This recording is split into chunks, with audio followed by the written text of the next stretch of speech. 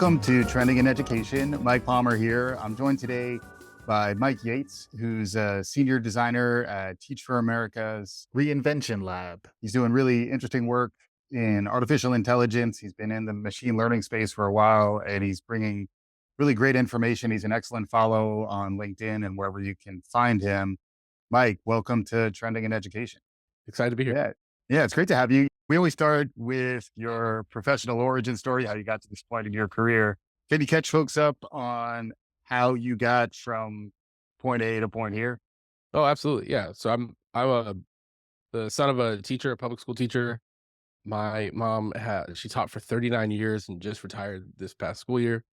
She Wow. was a math teacher. So I was kind of an outlier in my house because my other two siblings kind of liked school, but I had a visceral hatred for school. I thought school was there to trap me. I thought it was there to harm me. I had really bad experiences with teachers. Like I had a seventh grade teacher who I to this day feel like is one of the worst people, like one of the worst teachers that I ever had. Yeah. Then I got to high school and had this really transformative experience with this group of teachers and coaches that were really like there for students like me. But I still didn't want anything to do with education as a career path. Like my mother Mhm. even told me, like, never become a teacher. Right. So I went to college and that's exactly what I fell into, which is teaching. I had this love for like performance, music, poetry. And when I was 19, a friend of mine said, "Hey, I've got this job for you. Like I'm teaching music and poetry at this juvenile detention center." So I thought, why not? Like whatever. But then fell in love with the idea of like seeing young people be better than they were currently. And Mhm. this was a situation where we had nothing. Like it was just like us in an empty room with these kids that had committed crimes.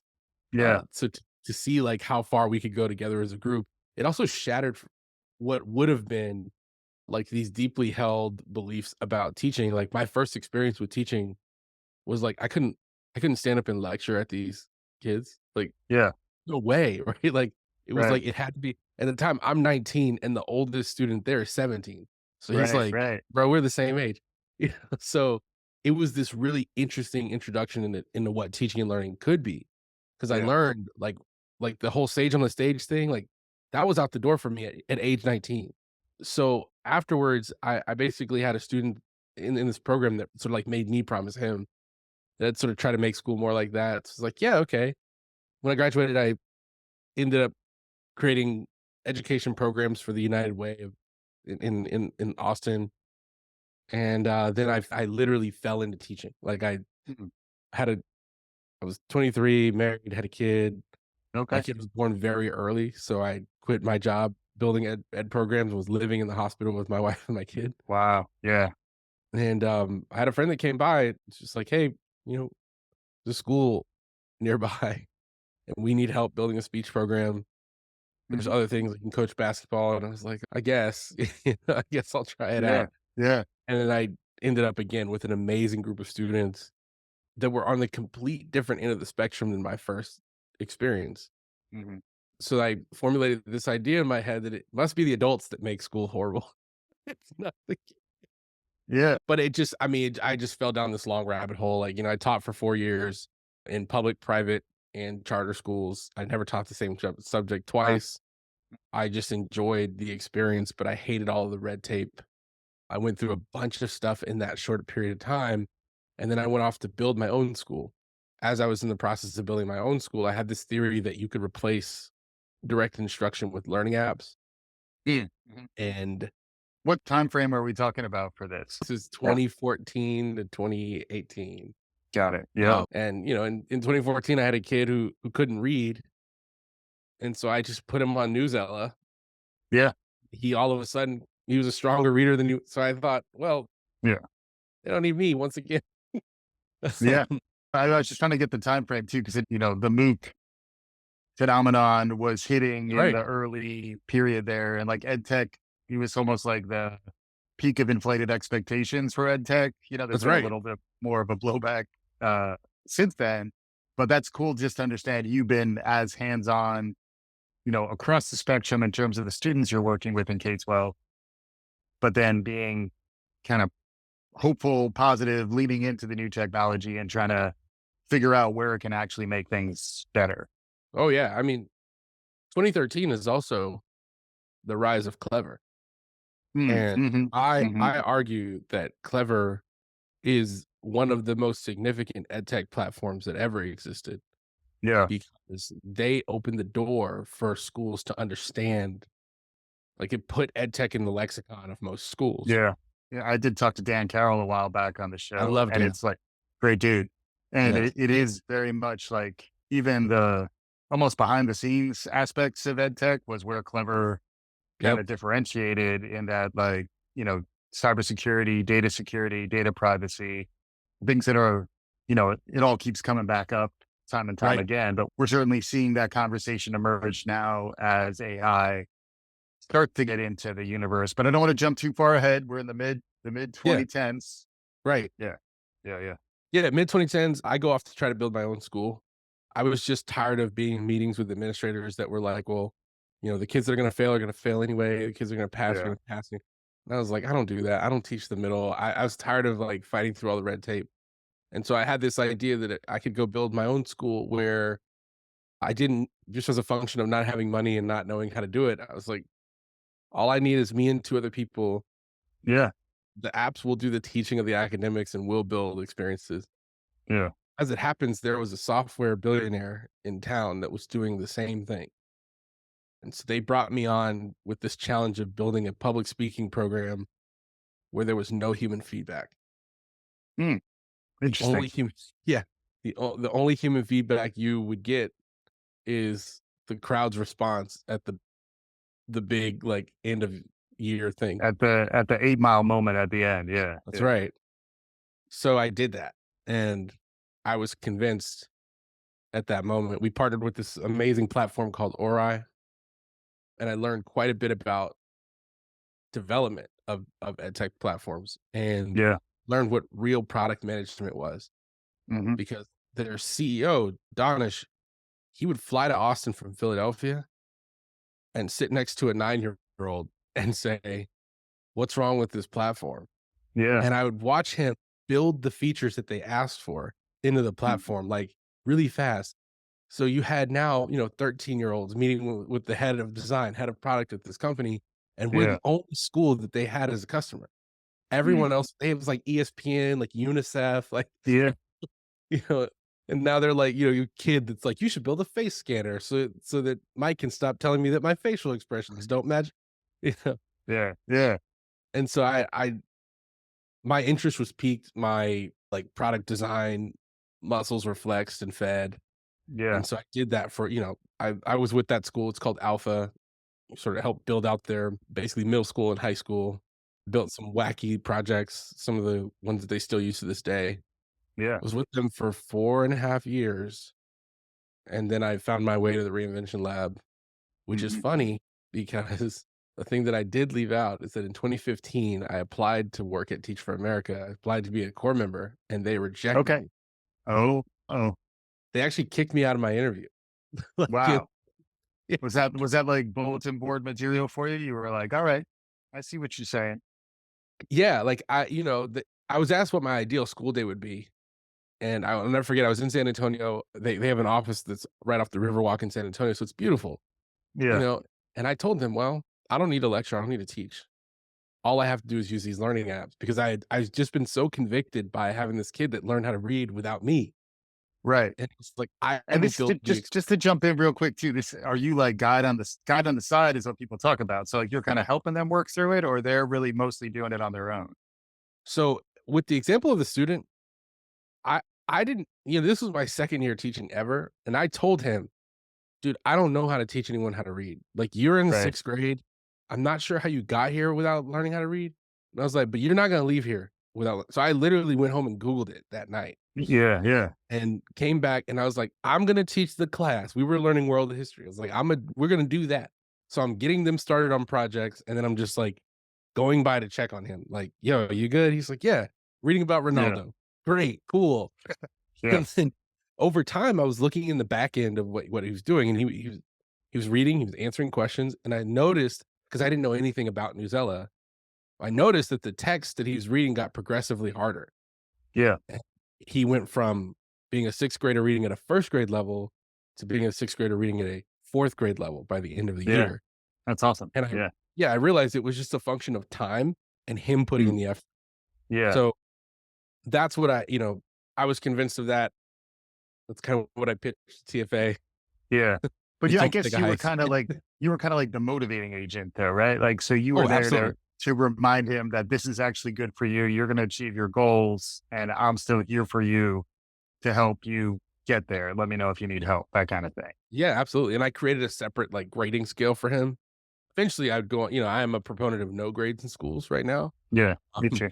Yeah. yeah. So, but I was like, when you teach in a public school, a Title I public school, you got to have a grade on, Yeah. like you Yeah. will get a grade for something. So yeah, I mean, yeah, if I were to redo that, like I would have all sorts of motivational prizes, like for him. Right? Like Right. the thing that I've learned over time is when you do away with grades, you have to create some sort of like cultural artifact even that matters Yeah. to students. Like at Alpha, we had this bat. I'm a Mhm. huge Astros fan, so I got this replica of George Springer's bat, and the kids got to sign it every time they had the most minutes that week, and they would carry it around, and Yeah. now it's like Yeah. on the wall, like mounted on the wall. So Nice. yeah. Yeah, I'm not gonna make any jokes about rubber balls being embedded inside the bat or anything like that. Because as a Mets fan, I got nothing to stand on there. Yeah. But yeah, I appreciate it. Yeah. Hey, Mets are coming. You know what? Good luck to the Mets. Yeah, yeah. It's a long game. It's a long Yeah. game. But yeah, and then Teach for America is an interesting move then. So it sounds like you were Yeah. operating independently for a long time. And then I know the Innovation Lab, it does sort of empower its designers to kind of be out in the field doing experimental work, discovery, learning, experimentation. Can you talk a little more about what that role is and what that work's been like? Yeah, yeah. So, I mean, the way that I got there is while I was at the school Alpha, I was building an ed tech startup on the side as well. One of my co-founders for the startup, he had somehow seen Douyin, which is Chinese TikTok, and there was no like dancing or anything. It was just learning. So Hmm. we were like, well, we can just build a clone and beat TikTok to the learning space, like no problem. Right. I So remember we, that too in podcasting for a little while. I was into Himalaya, which Mhm. was a similar thing. I forget what it was called. It was probably the Chinese word for Himalaya was the name, Himalaya, I think, in China. And it was crazy that these things that we just use to kind of, kill time and, maybe Yep. learn a little bit on the side. There's a real like educational focus in China around ed Yeah, tech. yeah. And n- by the way, like no one's replicated these products in the US because learning Yeah. doesn't sell here. Yeah. Yeah. Yeah. Yeah. Who knows? Growth Yeah, mindset. Like, you right. never know. Right. And I'm still very hopeful that startup that we built is called Guide. It's still running. I'm no longer working on the project, but it's a B2B like onboarding platform, but the bones are still there to flip the switch at any moment and turn it into that. So I always like nudge those guys towards that. But we were raising money from the reinvention lab. We were trying to raise money. They had a grant and I we were like, see. "Oh, we can get this Yep. grant." And in the grant meeting, this woman that we're meeting with, her name is Sunana Chand. But Sunana is at the time she's I think hire number 2 for the reinvention lab. Okay. Meeting with her, she just came from running this organization called Remake Learning, and she actually says to me on the call, "Hey, what are you doing next year for work?" And I said, "I'm always a free agent." It just, there's a lot of drawbacks to working in the move fast, break things meets education world. Yeah. We don't have time to go into it, but I really see the ed innovation landscape being split in 2 ways. There's a heavy nonprofit side that cares a lot about equity, and rightfully so, and Yeah. it sometimes moves really slow, and Hmm. they make head scratching funding decisions. And Yeah. then there's a heavy nonprofit side that moves really fast, and they also make head scratching funding decisions. I was tired of being in that side that didn't care about equity, and Mm. me being a kid who really grew up in the hood, like we were building a school that was for America's wealthiest like families.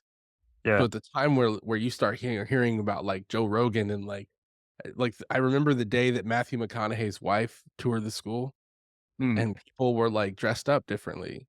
And like, Yeah. she's like a Brazilian supermodel. She shows up and she's wearing all white. And I was like, this place isn't real. I got to get out of here. Yeah. Like, so it just happened all at the right time. But the Reinvention Lab was started around 5 years ago as an effort to help Teach for America see where learning was going and to Mm. nudge the Mhm. organization via insights in that way. The first idea was that if you collect this large network of innovators, and if you fund them and support them and build professional learning for them, then you can mine the insights from them, give them a TFA, and TFA will programmatically build differently. But we learned Mhm. that that actually doesn't work. So what we transformed ourselves into is a product studio that Yeah. would build new products to push Teach for America in a new direction. Well, that also Mhm. doesn't work 100% of the time, but there's something to it. So now today we are the R&D arm of Teach for America. So we sit at the intersection of product and research Yeah. because there's value to both of those. We sort of mashed up our original purpose with the new one. So I'm heavy on the product side, AI, and then sometimes even like our other focus on post-secondary, like from Crossing the Canyon. Yeah. But yeah, that's what we are. Yeah. Yeah. There's a lot going on there. The AI thing might be the next place to kind of get into because, Yeah. I think I was tracking you for a while, but then I just recently started tracking your stuff about AI, which is really great in that I think it comes at it from more of an authentic lens. It's really based on your experiences, but it's not so much the mountaintop expert kind of throwing off esoteric knowledge. Instead, it's kind of surprising hands-on work from what I've seen. But I'd love to hear a Thank you. little more from you in terms of what you're trying to accomplish and the type of program you're building. Yeah, I appreciate that sort of like reflecting back, the mirroring back of the brand that I am trying to build. Two things. Like one, I disappeared from social media or from at least education social media for a while because I got tired of like people grandstanding and pretending that they were experts. Like the day that I Yeah. saw a person who like wrote that they were an AI pioneer, but I could like scroll backwards on their LinkedIn and find when they said they were like a metaverse expert was like, Yeah. I was like, something's wrong here. Right. um, Just a fun fact about me. I updated my LinkedIn briefly to say that I was a generative AI expert because the generative AI told me to do it. And yeah, then I couldn't leave it there in good conscience because like I kind of know what's up, but I'm not really a Gen AI. Maybe it's a little imposter syndrome, but it's an interesting space right now where it's so new. I mean, you've yeah. been doing it longer, but it's so new that a lot of people are kind of planting their flag and then just putting in that influencer work to kind of say, like, basically fake it till you make it. Yeah, and honestly, like, the way I see it, more power to them, right? It happens in every industry, like, I Yeah. escaped to the whiskey industry, I make content for whiskey and bourbon distilleries, like, and people do Which it is a there. whole nother episode. We do feature, you get a refrigerator magnet with your third appearance. So if you do want to Yes, come back and talk about, brown liquor, that would absolutely. absolutely be a worthwhile return engagement. Oh, absolutely. Count me in. I All right, like good, good. yeah. For me, I've been around doing this for a minute when we were calling this machine learning, Mhm, when, I mean, I was a part of a project where we tried to buy a portion of IBM Watson to build mhm. this thing called CoachBot that basically is what Conmigo is. Yeah. Like, I remember writing the if this then that statements, like, It's like it what, 2016, 17 around then? Like what yeah, time frame? this was Yeah. 2018, Uh-huh, uh-huh. and we had this, at one point we had this crazy we were like, "We're gonna acquire adaptive learning companies and put them Yeah. all in the cloud." Like, I remember that, and now it's like, It's Gen crazy. AI is here, and people are like, "Look at this prompt library, look at this curriculum guide." I'm Yeah. like, "Alright, whatever, man." So But Gen AI, I mean, what's your take on it? Like it feels it's different in some ways, but as like an OG who's been in there on some of the more mature parts of the AI universe, how do you think about how generative AI is fitting into all this? yeah, this is where I see great promise, right? And this is why I think, like, number one, it's like really hard to differentiate between who's a grifter and who's genuinely trying to help. But I Yeah. think at the end of the day, like the general direction that I see the field going in is positive because generative AI is something to it is something to raise your eyebrows about and like try to do something about. Cause like again, I remember when we tried to get a thing to do something similar to ChatGPT. And so the Yeah. first time I saw ChatGPT, I was amazed. I Yeah. was like, "Oh my gosh, I can't believe how fast it's generating." And actually, our team had this huge, well, I say our team, me and another person on our team, it wasn't the whole team. We had this huge blow up argument because right before GPT came out, we were trying to build an AI career coach. And I was Mhm. like, "Can we actually afford this?" Like, so we had this big argument about like whether or not we were going to do it. Then literally we go home, everyone cools down. Monday, we get access to ChatGPT and we're like, "Oh my gosh, Yeah. we just had this argument for nothing because now we Yeah. can build it. Yeah. So I think it's revolutionary. I think for school, this is the greatest opportunity that we've ever had to be ahead or even on time with the emerging tech. Mhm. Like, when the internet, in 1995, when I was very young, Right. Right. I remember I played Oregon Trail for the first time online, Yeah. and I remember saying to my keyboarding teacher, my, like, computer teacher, I was like, "Everything is different." I played Oregon Trail with a kid in Oregon, and she was like, "Yeah, just, be patient because this internet thing might not Yeah. last long," and I was like, Right. "Well," Yeah. that was the day where I was like, "School sucks." Right. Well, it's also, I mean, to me, the three waves, it's the internet and then it was social media That's and right. now it's AI. And Yep. it does feel like we're almost still fighting the last battle. We're still Yeah. figuring out the impact of social media. But now the breakthrough here, especially like it does feel different from both the technology and from an equity lens. Right. The upside and some of the risks and the Yep. bias that's built into it. How do you understand that side of things? Yeah, so for I mean, I'm really, really inspired by the work of, Dr. Ruat Benjamin, who wrote Race After Technology, and then, like, films like Coded Bias. So I think the one thing that we can do in the places where I'm trying to contribute with the lab leading the AI work is that if we put more tools, more Gen AI tools into the hands of young people and the educators. So we start with educators because right now I don't think anybody like Yeah. I don't love the analogy, but I do think AI is a loaded gun in the hands of a child right now. Yeah. Like Agreed. I have 4 children and they almost never use like people are Right. surprised to hear that. Right. But Especially on their own. Like, it's right. like, you need, like, adult supervision with this stuff. Yeah. And like really interesting containers. Like I've built this like I built a student facing like little workshop where they go into the AI for a very specific task. I make up these artificial scenarios like Taylor Swift lost her voice and she has to be on Yeah. the Today Show in an hour, clone her Yeah. voice and like make the interview, right? So they have to write the script with AI, clone her Yeah. voice, and then like pull it Right. off. And that's just a taste for our listeners where, like, we'll include information to follow Mike, but I do feel like Yeah. you are making the AI stuff more accessible and relevant and a little less, like, eggheady. Yeah. It's not like you don't know how to do it. You're more about doing this stuff and making the examples kinda resonate with people in a more meaningful way. Yeah, I just don't think the average educator, specifically, like, the thing that I'm constantly bothered by is, like, I end up in these think tanks and these rooms, and when I go to these conferences, Yeah. I love all the people there, but one of the things Mm. that a lot of us forget is that the credentials that you have that get you into those rooms that make decisions and they get you to a design sprint at the MIT Media Lab or a working Yeah. group at Harvard, they pull you so far away from real people, you don't Yeah. even know what's hot anymore. Right. So, like, I was tough I always tell people, if you don't spend enough time on TikTok to know, like, how to make your AI workshop relevant, then Yeah. nothing you're doing is accessible for a student. So it Mhm. doesn't matter how many pictures you post on LinkedIn and say, "We worked with 2,000 educators today." If Yeah. those 2,000 educators don't have a framework to be able to take that to a student and Yeah. implement that in a way that that student then what we'll see is the bias that exists in these systems will continue Yeah. to perpetuate itself because only a small group of people will be the builders. You know what we're talking about, Mike? We're talking about Praxis. That's right. Yeah. We're talking about Praxis. Shout out to AI. I do That's like right. to say that from Yeah. time to time. Yeah. Praxis. Yeah. Yeah.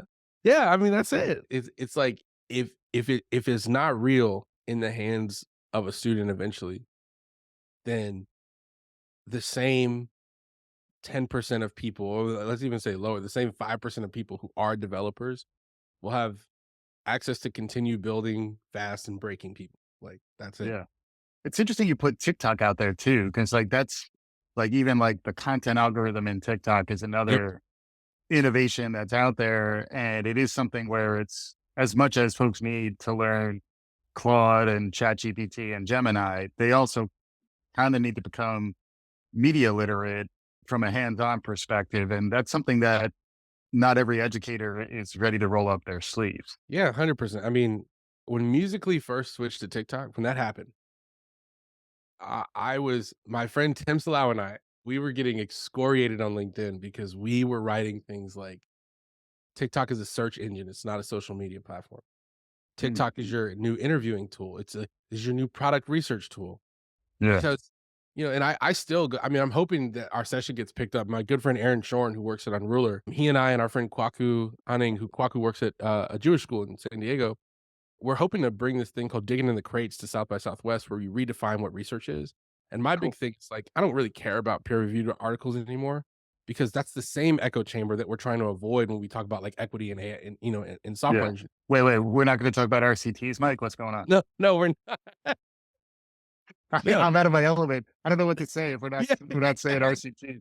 I mean, like it's not that those things aren't valuable, right? Like I do Yeah. think peer reviewed research is valuable, but it is as valuable as reading 1,000 tweets. Like I know what's hot with students. Like the reason why I can run a student workshop at any place in the country is because I can go on TikTok and I can look up the slang in Philadelphia. I can listen to Yeah. the way people speak in Atlanta. I can make Yeah. those cultural references. So when I go to DC, like I've done projects in Ward 6, 7, and 8. So I know I Yeah. know a little bit about like I obviously don't have Yeah. their lived experience, but I Sure. can conform my message enough to where those people Yeah. feel like, oh, that guy, he's from Texas, but he knows. Yeah. Yeah. Hmm. And I do that through TikTok. Like people know when they go with me on a work trip and they're like, "Where should we eat?" The first thing I do is I pull up TikTok because I can see the Yeah. food, I can see the location, like, Yeah. but I think, yeah, people need to become media literate in a way that they have never before imagined because this is the digital currency of the day. Hmm. Like, and the numbers tell us that millennials, Gen Z, and Gen Alpha, so even people upwards of 42 years old are flocking to these Yeah. platforms and using them. Right. Right. So, like, TikTok's interest graph, that's another whole another episode, Right. Right. and I how know. revolutionary it is, like Right. And how it is being used for learning, but right, it's almost like it's a hidden platform from that absolutely. context where a lot of people don't really know. Like people have gotten around to the idea that YouTube is a learning platform. And they Mhm. think about kind of like, 10-minute, how to's, 5-minute how to's on YouTube, explainers. Like you can figure stuff out pretty quickly there. But what's interesting now is like how much tighter those cycles are, how much shorter the Yep, media is, and how much winning the algorithm game does really say something about your content. It's a whole nother conversation about the risks around yep. those formats and like the addictive nature and kind of the genie being out of the bottle and the toothpaste being out of the tube, however you want to talk about it. But then how do you see this stuff fitting together? And I would love to have you back because I think there's a lot for us to keep Yeah. talking about here. But like right now, what are you most focused on? Like where do you see the biggest upside? Where do you see the biggest risk? Oh, yeah, I think the biggest upside, I think, is access. Like, we're partnered with a tool called, PlayLab. We incubated PlayLab AI inside of the Reinvention Lab and spun it out as a nonprofit, so they wouldn't exist without us, like, Yeah. I'm just being real. I Yeah. love them, I love the team, I love the tool, I stand by the fact that it's the best tool on the market that does what it does. Yeah. Basically, PlayLab is like the Canva for AI development, it makes Yep. AI so easy, anyone can do it. And I saw So you talking about Canva. Like I've been appreciating what you're putting out there about Canva too, because I do think there are all these platforms kind of have a consistent through line here in that they're more relevant in the world and in industry and in kids and teachers' lives, but like they're right. not kind of traditional formal ed tech. Oh, So that's I think right. people don't think of it. It's almost like informal ed tech as opposed to formal ed tech, you know? Yeah, I mean, people don't realize Canva was a platform that was built, like, for teachers, right? Like, and it Yeah. I built my first little business, my first little side hustle using Canva, designing logos for people. I am a Canva stan, like, I'm an apologist for Canva, and I Yeah. want them to love me back like I love them. It's not that they Yeah. don't, I just have never approached them or anything, but Yeah. I often do this thing when I know how to use the whole Adobe Creative Suite, like, I'm a videographer, photographer on the Yeah. side, like but and so what I tell people, like, I'll go to my designer friends and I'm like, "Okay, you understand layering, you understand how to use Adobe, try to use Canva for the same thing and see how much faster you get." So much Like, faster. it's so much faster, and their AI suite is great, like, Hmm. they're beefing it up, like, I'm a big fan of Canva. I'm actually like, one of the things that we do, in our workshops is, like, I'm a big fan of, like, use the AI platform and then use a tool like Canva to try to place that AI platform on a website or, Yeah. like, in some way that makes it more real and attainable for people. Because Right. I mean, that's the goal, like, that's the big hope that we have, like, I think, the big risk is which just with AI, the risk is the same with social media. It's a human risk. I tell people all the time, like, social media doesn't suck. TikTok does not suck. People suck. Like, you see a window into people sucking elsewhere, and so you say Yeah. it's TikTok's fault. It's not TikTok's fault. Right. It is people. And so I Right. think we'll see the same thing with AI, like the bias that Yeah. you see. Like, there's a Yeah. I won't say the name of the tool because I know they are actually trying, but there's an image generating tool. I was testing this thing out called Forward Feud. Forward Feud is a competition that I've been, like, tinkering on in the background. It actually originally comes from the original sneaker design team that built the Yeezy brand. They now Okay. own creative agency called And Them and our own sneaker brand called 99 Products. We've worked together in the past. They are some of my great co-conspirators in the world because they are footwear designers, photographers, videographers who all love education. So much Yeah. so that they started an education nonprofit called Good Things. They're fantastic. But Mhm. I'm toying around with these 4. It's basically like we wanted to see if you could challenge students to only use 4 words to prompt an AI to do what they want. Yeah. And I forgot the actual words that they put in, but one of them was dirt, and it generated a half naked black woman. Wow. And immediately, the student and I are like, "That is incredibly awful." Yeah. Right? But, like, That's like a learning opportunity too, right. right? You know? Yeah, Yeah. and the conversation is not like, "Oh, this particular large language model is racist." It is, "No, why are there so many images on the internet that Yeah. equate black skin to dirt? Why is there Yeah. so much writing on the internet that equates black Mm. skin to dirt?" Like, that's the Yeah. question to ask, and Yeah. what could have ended up being a horrible time with students actually ended up being this really interesting time because they were like, "Well, I wonder what words are synonymous with white skin." So then they Right. found it was things like glass, smooth, beautiful, and they were like, Right. "That's a problem. Like, what can we Yeah. do to fix that problem?" So I do Right. think, Right. like, the greatest risk and opportunity is one and the same, and it's human. It's humanity. Yeah. Like, Yeah. how are you It navigating that? it reminds me of another topic in this space too, just around cheating, where like Mm, using AI to cheat is a symptom of bigger problems that are human social problems, exactly. grading among the other things, and just like the culture, competitive high stakes testing Yep.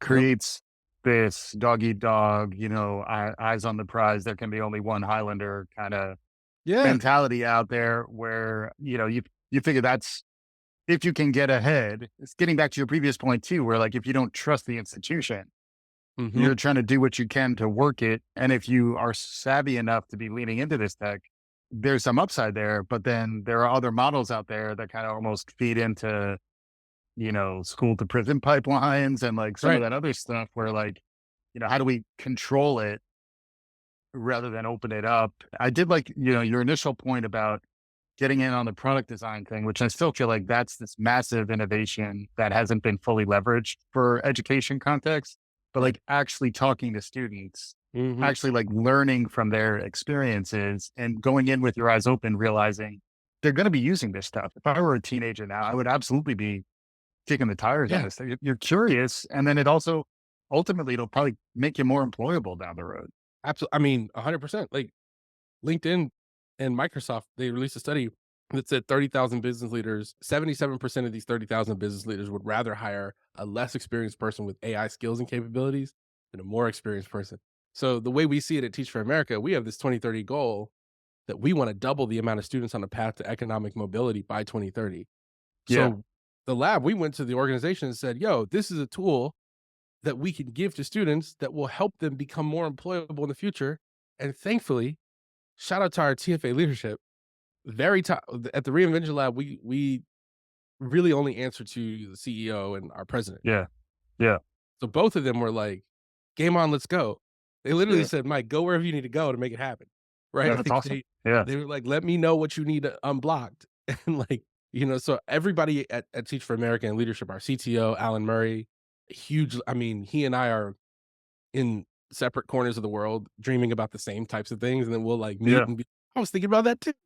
Like, so I think, yeah, it's a matter of like how fast can we empower young people to see themselves as builders and creators with these tools? Hmm. Hmm. Because when that happens, I mean, your job title doesn't have to say AI in it, Right. but if you have those skills and capabilities, you can make a lot more money in the future. Yeah. And also the awakenings around the creator economy Yep. and being hands on about like making things. Like there are some real benefits that are emerging. Been an amazing conversation. I'm here with Mike Yates, who's a senior director at Teach for America's Reinvention Lab. We covered a lot. I'd love to have you back on, but if you wanted to break this down in some, clear takeaways for folks, any broad brush, anything you want to hit people with before we wrap up here? Yeah, I think the biggest key takeaway is that there is a word that is implied in the middle of artificial intelligence, and that word is human. Mm, Artificial human intelligence. mm, So any great technology, ed tech or not, any great technology makes more room for meaningful human moments. So however you're choosing to use AI or explore AI, the one question you should ask yourself is what am I doing to make more room for meaningful human moments? mm. And that's good use of AI in the classroom, in your workplace, in your home, anywhere. Amazing stuff. Mike, thank you so much for joining me on today's show. Oh, no problem. Thanks for having me. Had a blast. And for our listeners, hopefully you enjoyed what you heard. If you did, please subscribe, tell your friends, do all the good things. We'll be back again soon. This is Trending in Education.